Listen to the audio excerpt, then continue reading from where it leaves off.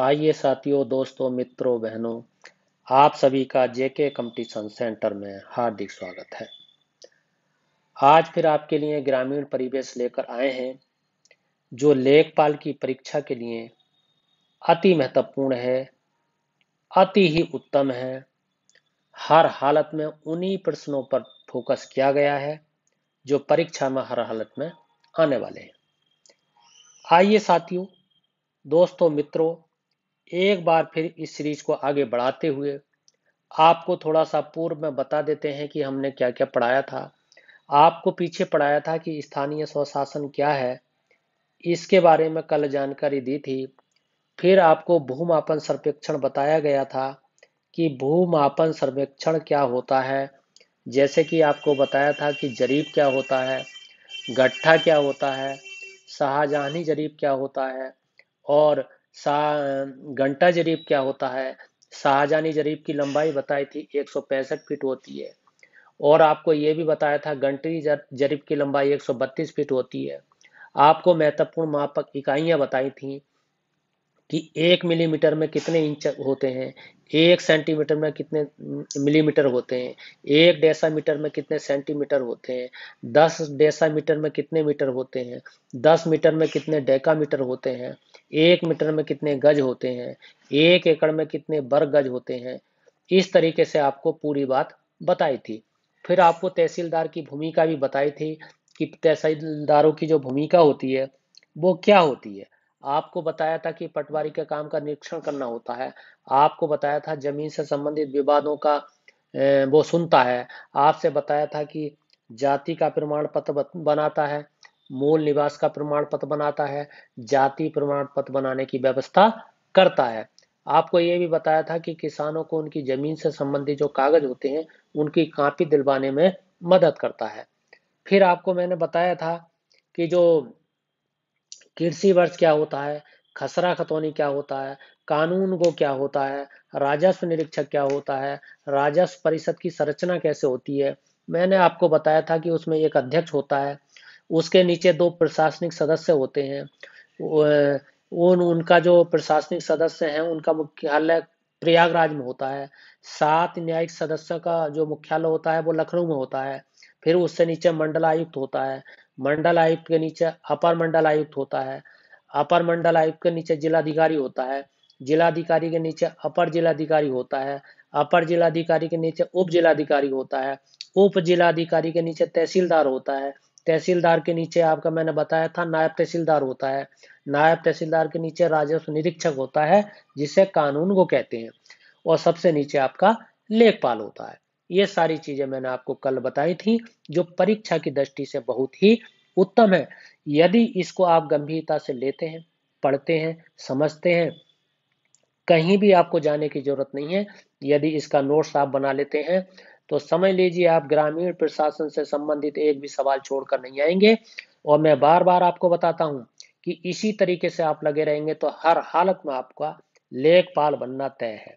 ये ध्यान रखिए, क्योंकि इसमें वही बातों को पढ़ाया जा रहा है जो मुझे अनुभव है, और अनुभव के आधार पर बच्चों के, छात्रों के, बहनों के सिलेक्शन होते आए हैं और होते रहेंगे। आइए अब आज की क्लास को आगे बढ़ाते हैं। आज हम प्रारंभ करते हैं कि इसका महत्वपूर्ण टॉपिक है कि सामाजिक परिवर्तन क्या है। ये सामाजिक परिवर्तन के बारे में बताया है कि सामाजिक परिवर्तन है क्या, इसके बारे में। तो सामाजिक परिवर्तन से पहले आपको समझना ये बहुत जरूरी है कि मैंने आपको बताया था कि गांव में 70% आबादी निवास करती है, बाकी लोग शहर में रहते हैं। अब 70% आबादी जब गांव में है तो गांव की अपनी पृष्ठभूमियां हैं, तो उसकी सांस्कृतिक रस्मों की जो कृषि की पृष्ठभूमि है जिससे संबंधित मतलब सवाल आते हैं। क्या सवाल हो सकते हैं? जैसे भारत के कुछ राज्यों में नववर्ष के प्रमुख त्योहार हैं। नववर्ष के प्रमुख त्योहार का मतलब कृषि पर आधारित। तो जैसे पोंगल है, जब कृषि कटती है तब मनाया जाता है। और पोंगल मनाया कहाँ जाता है? तमिलनाडु में मनाया जाता है। ये मैंने मैपिंग करते समय बता रखा है सब, मगर फिर भी मैं बार बार बताऊंगा, 1000 बार बताऊंगा। हर हालत में आपको बताऊंगा जब तक याद नहीं हो जाएगा। बिहू असम में मनाया जाता है, ये भी कृषि त्योहार है। बैसाखी आपका पंजाब में मनाया जाता है, पंजाब में, ये भी कृषि त्योहार है। एक होता है उगादी, ये कर्नाटक में मनाया जाता है। एक आपका होता है ये बिहू बैसाखी पंजाब में हो गया, उगादी कर्नाटक में हो गया। ओणम मनाया जाता है जो वो आपका केरल में होता है। इस तरीके से ये कृषि त्योहार हैं, ये कृषि परंपरा को बनाए हुए हैं, कृषि की संस्कृति को बनाए हुए हैं, कृषि के कल्चर को बनाए हुए हैं, कृषि की सभ्यता को बनाए हुए हैं। इस पे आधारित प्रश्न आपके आ सकते हैं। आइए आगे देखते हैं। आगे है बहुत से कारीगर एवं दस्तकार ग्रामीण अर्थव्यवस्था का हिस्सा होते हैं। ये हिस्सा होते कैसे हैं, ये आपको समझना है।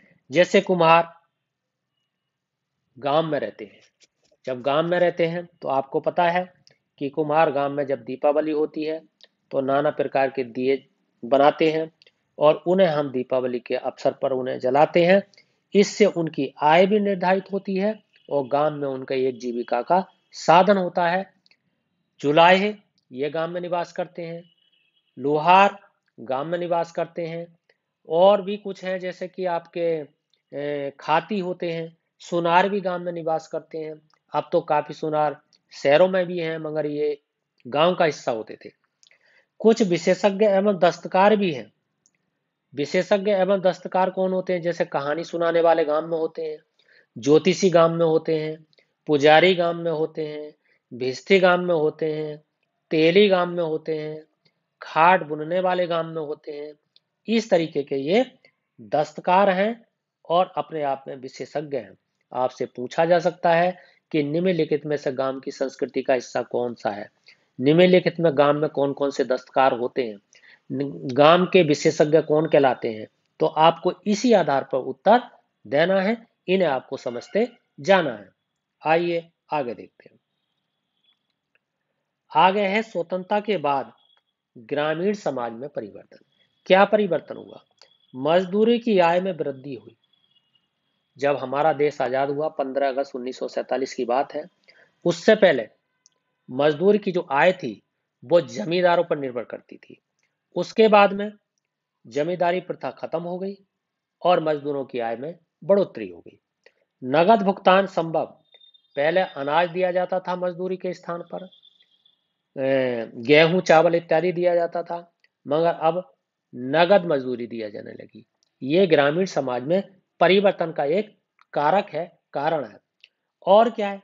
भूस्वामी यानी जमींदार के संबंधों में कमी आई। जो भूस्वामी होते थे और मजदूर होते थे, किसान होते थे, उनके संबंधों में कमी आई, अर्थात वे अपने आप को स्वतंत्र समझने लगे। स्वतंत्र मजदूर वर्ग का उदय हुआ। जब गुलामी व्यवस्था खत्म हुई तो मजदूर फ्री रूप से स्वतंत्र रूप से दहाड़ी करने लगा। जहां उसकी इच्छा होती थी वहां मजदूरी करता है और जहां उसकी इच्छा नहीं होती है वहां मजदूरी नहीं करता। यह स्वतंत्र मजदूर वर्ग का उदय का एक कारण है। और आगे क्या है? ग्रामीण विकास से परिवर्तन। अब ग्रामीण विकास से परिवर्तन क्या है? सामाजिक जीवन में परिवर्तन आया। सामाजिक जीवन में परिवर्तन सा क्या है? जैसी जाति प्रथा है, इसमें कमी आई। पहले जाति जैसे मोची है, धोबी है, नाई है, लोहार है, सुनार है, बढ़ई है, जुलाया है, नाना प्रकार की जातियां होती थी। इन जातियों के जो संबंध थे वो पहले अच्छे नहीं होते थे। अब धीरे धीरे इनकी जातियों में सुधार आने लगा और अपने आप से एक परिवर्तन, सामाजिक परिवर्तन हुआ। उसके बाद में राजनीति जीवन में परिवर्तन। और जैसे क्या हो सकता है? जैसे केंद्रीय परिवार होते थे, औद्योगिकरण और नगरीकरण के विकास ने संयुक्त परिवार को विघटित कर दिया। संयुक्त परिवार का मतलब होता है जो सब एक जगह मिलकर रहते थे, उनका विखंडन कर दिया। अधिकांश ग्रामीण व्यक्ति जीविका की खोज में नगरों में आते रहे और यहाँ अपना स्थायी निवास करते रहे और फिर वहां पर स्थायी रूप से रहने लगे। ये केंद्रीय व्यवस्था जो थी उसमें परिवर्तन हुआ। और क्या है? राजनीतिक परिवर्तन। ग्रामीण जीवन में एक राजनीतिक बदलाव आया। क्या बदलाव आया था? जो ग्रामीण स्वयं को एक कमजोर समूह समझता था, वह उससे ऊपर उठ के देखने लगा। आर्थिक जीवन में क्या परिवर्तन आया? आर्थिक जीवन में परिवर्तन आया कि गांवों का जब विकास हुआ, वहां पर सड़कें बनी, वहां पर स्कूल बने, वहां पर अस्पताल बना, तो आर्थिक जीवन से संबंधित उसकी गतिविधियां में तेजी आई। ये आपको समझना है। और क्या समझना है? और आपको ये देखना है कि एक मैं बताता चलूं आपको कि सामाजिक परिवर्तन के कारक कौन कौन से होते हैं। भौतिक कारक होते हैं या प्राकृतिक कारक होते हैं, और भौगोलिक कारक होते हैं, आर्थिक कारक होते हैं, मनोवैज्ञानिक कारक होते हैं, सूचना तकनीकी कारक होते हैं, सांस्कृतिक कारक होते हैं। इस तरीके के प्रश्न भी आ सकते हैं, और आपसे ये भी पूछा जा सकता है कि सामाजिक परिवर्तन के प्रतिमान कौन होते हैं। प्रतिमान सामाजिक जीवन के, तो आपको बताना समरैखिक परिवर्तन। एक समरैखिक परिवर्तन होता है, एक चक्रीय परिवर्तन होता है, और एक आपका जो उतार चढ़ाव परिवर्तन होता है। उतार चढ़ाव परिवर्तन, इससे संबंधित मैं विस्तार से आपको आगे बताऊंगा, मगर फिर भी चलो थोड़ा बता देता हूं कि जो समरैखिक परिवर्तन है, उस परिवर्तन में समाज में जो परिवर्तन होता है उसे हम रेखा से प्रदर्शित करते हैं। ये रेखा लंबवत हो सकती है और क्षैतिज भी हो सकती है, या इसकी दिशा विकास की तरफ हो सकती है। मतलब क्षैतिज हो, लंबवत हो, विकास की तरफ जाती हो, उसे कहेंगे समरैखिक परिवर्तन। आपसे पूछा जा सकता है कि समरैखिक परिवर्तन क्या है। आपसे पूछा जा सकता है कि चक्रीय परिवर्तन क्या है। चक्रीय परिवर्तन अगर आपसे पूछा जाएगा तो आप बताएंगे जो प्राकृतिक जगत है, मानवीय सभ्यता है, या फैशन के क्षेत्र में हो रहे परिवर्तन जो है वो वृत्ताकार क्रम में चलते रहते हैं, इसी को हम चक्रीय परिवर्तन कहते हैं। आपसे पूछा जा सकता है कि उतार चढ़ाव परिवर्तन क्या है। आपको बता देना है कि आर्थिक जगत, जो आर्थिक संसार होता है, जनसंख्या के क्षेत्र में हो रहे जो परिवर्तन होते हैं उनको, यानी समाज के किसी समय आर्थिक दृष्टिकोण से खुशहाल होता है जबकि किसी समय उसकी स्थिति खराब होती है, इसी को उतार चढ़ाव परिवर्तन कहते हैं। ये आपको ध्यान रखना है। इससे आगे आपको कल बताएंगे, अच्छे से और समझाएंगे, उन सारे प्रश्नों पर डिस्कस करेंगे जो परीक्षा में आने के लिए अति महत्वपूर्ण है। आइए साथियों, दोस्तों, मित्रों, बहनों, यदि आपको ये वीडियो पसंद आई है तो इस चैनल को सब्सक्राइब कीजिए। सब्सक्राइब जरूर कीजिए, जरूर कीजिए, जरूर कीजिए। लाइक कीजिए, शेयर कीजिए, कमेंट कीजिए, और फीडबैक जरूर दीजिए। इसी के साथ आपका बहुत बहुत धन्यवाद।